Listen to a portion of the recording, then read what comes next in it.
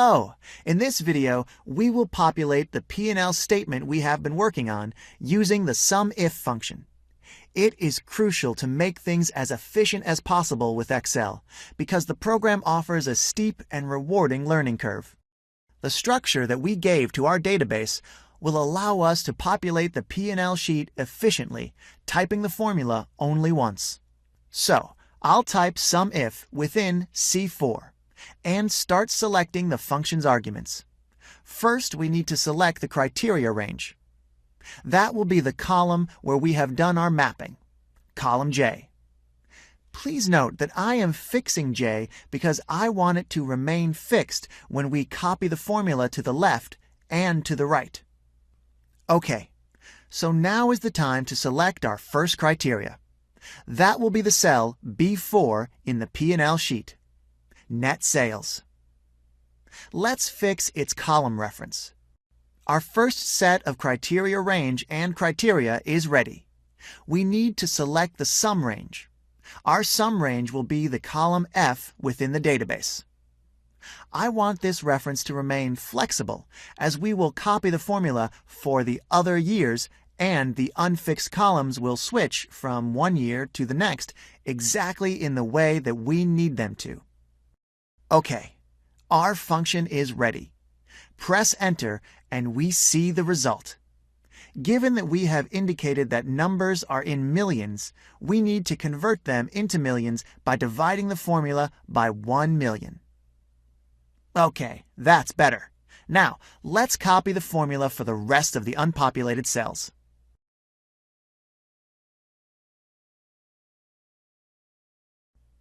Once we are done copying, we need to make sure that the numbers we transferred are correct. Let's make a check with the result for net income in our database. In 2011, we have 2.9 in the P&L sheet. Okay, seems correct. We have the same number in the database as well, but I'll just take the difference in order to be sure. Perfect, it works. I'll use the round formula in order to eliminate these zeros. Thanks for watching. Welcome back. In our previous video, you saw how the P&L statement was populated with numbers through SUMIF. A valid question is the following. What if after we wrote the SUMIF formula, there had been a different result for net income? The COUNTIF function is a good way to test your work. You can use the function in order to check whether a specific value is contained in a range of cells. Why is this helpful? Well, imagine that for some reason, formatting, typo, or mechanical error, a value you use as a criterion is not recognized in a range. The best way to deal with this problem is to quickly find which value is not recognized within the range. For the purposes of this exercise, let's suppose that there was a discrepancy between the values within our P&L sheet and the values in the database. Let's change this value in the database.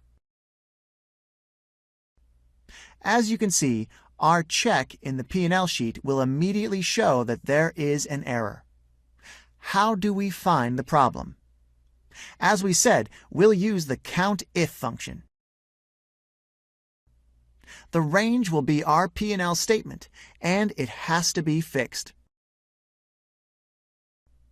The criteria will be all the mapping lines that don't need to be fixed. By doing this, we want to verify that all the mapping lines are considered within the P&L. When the result is 1, it means that Excel counted that the line was included in the range once. When the result is 0, it means that the line was absent from the P&L range. Let's copy the function to the bottom and check where the 0 is. Okay, here it is. Copying the right classification word, recharges, will solve the issue. This is one of the methods which can help you double-check your work in case there is a problem when using formulas with conditions. Thank you for watching. Hi, and welcome back. Percentage variations and incidence on total are useful tools which facilitate the understanding of the dynamics of a given business. Let's add them to our spreadsheet. First, we'll add a blank column in order to separate the P&L data from percentage variations. We can reduce the size of the new column to 1.25 in the Column Width menu. OK. Now let's copy the format of the titles and write two new titles. We will have just two columns, one with the percentage variation between FY11 and FY12, and another with the percentage variation between FY12 and FY13. Now I will copy a ready-made formula, which we have in the box over here, and you can use it in all of your future models. It is a universal formula that can be used for the calculation of percentage variations in all types of models. I'll copy the formula to the right. It functions. Now, let's copy the formula downwards too. OK. We can easily notice that it does not have the same formatting as the P&L numbers to the left. Let's copy one of the columns to the left and use Paste Special Formats in order to render the new columns with the same formatting. OK. Now select the Percentage button, because these are percentage variations, and we need that kind of format for these cells. Personally, I like to have my percentage variations in a smaller font. Let's go with 8. Our next task is to calculate the percentage incidence on total revenues of a few items: gross margin, EBITDA, and EBIT. Going to C27 and dividing gross margin on total revenues, we obtain the gross margin percentage of the company in FY11. By copying the formula to the right, we obtain the gross margin incidence for the other 2 years. Let's calculate in the same way EBITDA and EBIT percentage on total revenues on the 2 rows below. These will be our percentage incidence on total revenues. After we are ready, we can add a few formatting details to our work.